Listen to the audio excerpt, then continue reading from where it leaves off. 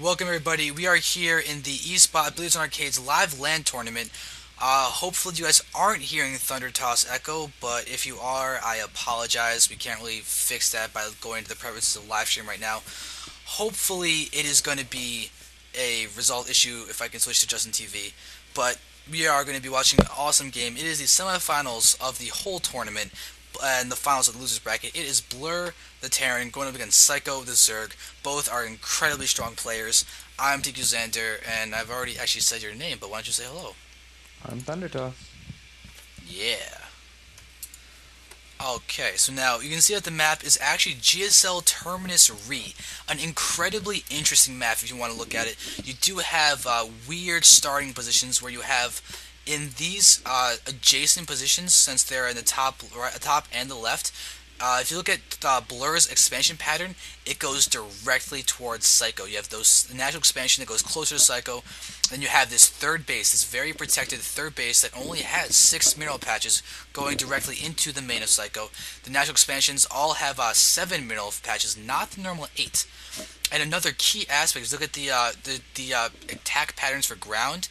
It is very like iCup Matchpoint in the respect that it requires control of the areas outside your main base. Generally, you do want to have your armies outside your natural, defending a choke over there. But in this, you actually want to control these ramps that are in the middle of the field. It is really important to control these pathways because it allows a lot more positional advantages than just sitting on your natural. You also have all these watchtowers that give you so much vision, so much knowledge that if any ground force wants to move out and you control the watchtowers, you will see it.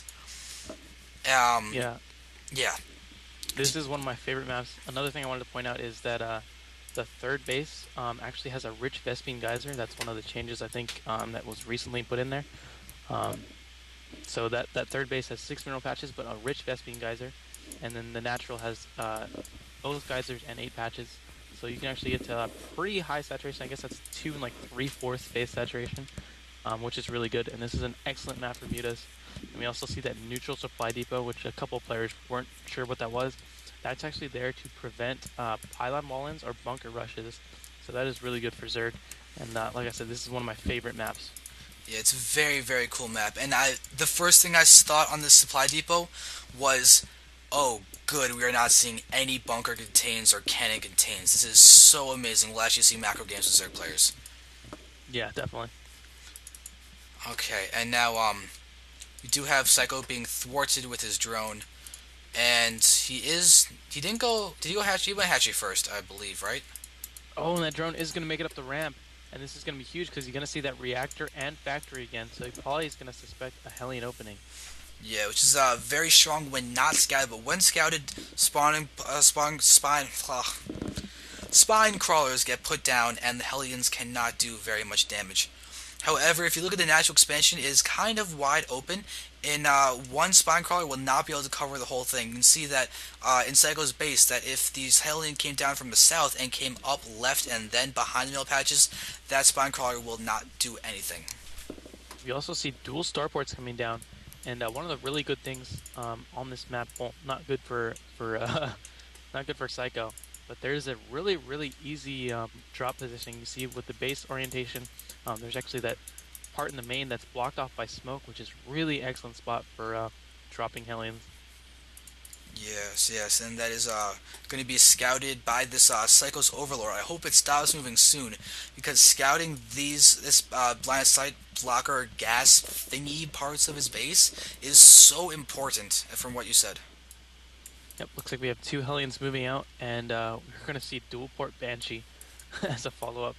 Uh, really just playing to that Terran strengths. We do have that second spine crawler up, which is should defend that area, but I don't think it'll be in time depending on how quickly Blur moves out with these Hellions. Yep. Now this queen should probably be wary of blocking that ramp to make sure that the Hellions can't just run into the main base. Um, Yep. he, he is spreading creep. He does have this creep tumor down there that will definitely help him defend against the Hellions, but it seems that right now Blur is waiting for more Hellions or the Banshees or something. Maybe I you think want. he's waiting for the Banshees, which are about to pop here. Yeah, Got one out and the second one on the way, actually continuing to produce Banshees. He's gonna have a lot of banshees here. Yeah, Um, he's going for the worker death build. Pretty much. This is very Terran abusive, really playing to the way the Zerg mechanics work. Um, that Hellion Open really wants you, or really makes you want to produce roaches, and then those banshees completely destroy that unit counter. So Yeah, very well done. And Saikou does have his lair out and is getting centrifugal hooks and zerglings, which you should know their claws do not reach into the sky.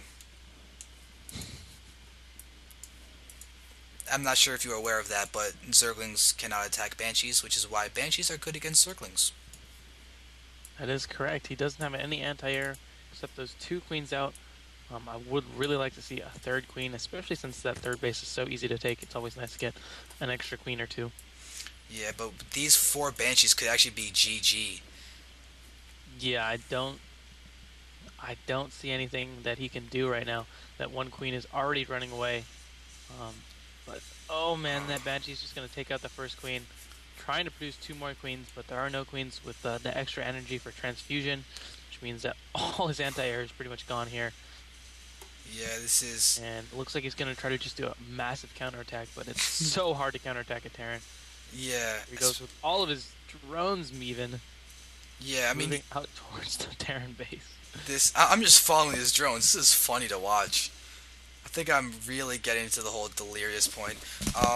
Figure the unit's lost tab. This is just to be amusing to watch the unit's lost tab and watch these banshees chase these drones. And there's GG Yep. from Saikou. There's GG. Yeah, and the drones just completely split after that GG.